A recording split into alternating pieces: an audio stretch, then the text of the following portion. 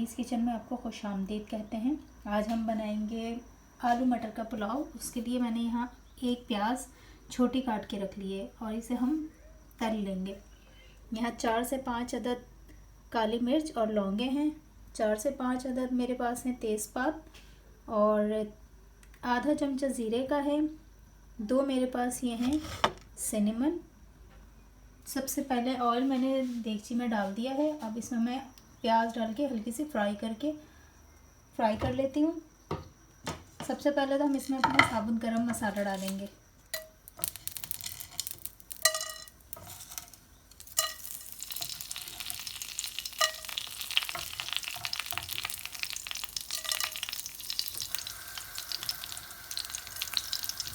साथ ही हम इसमें डाल देंगे प्याज हमारी तकरीबन लाल होने वाली है, लाल हो चुकी है। अब हम इसमें डाल देंगे टमाटर।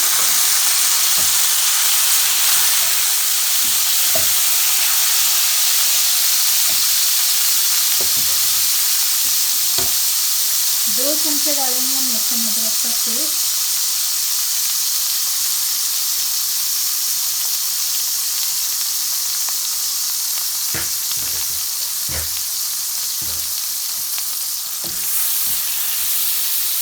आधा किलो चावल है मेरे पास। आधा किलो चावल में मैंने 2 टमाटर लिए हैं।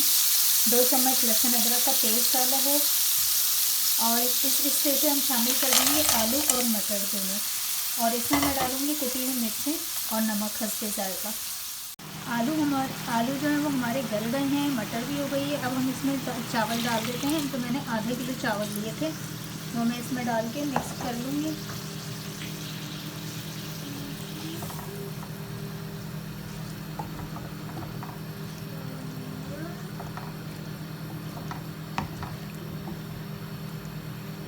इस तरह इसे मिक्स करके और पकने रख दें। तैयार हो गए हैं और अब हम इसे डिश में निकाल लेते हैं या प्लेट में, जिसमें भी निकालना हो। ये देखें तैयार है बिल्कुल।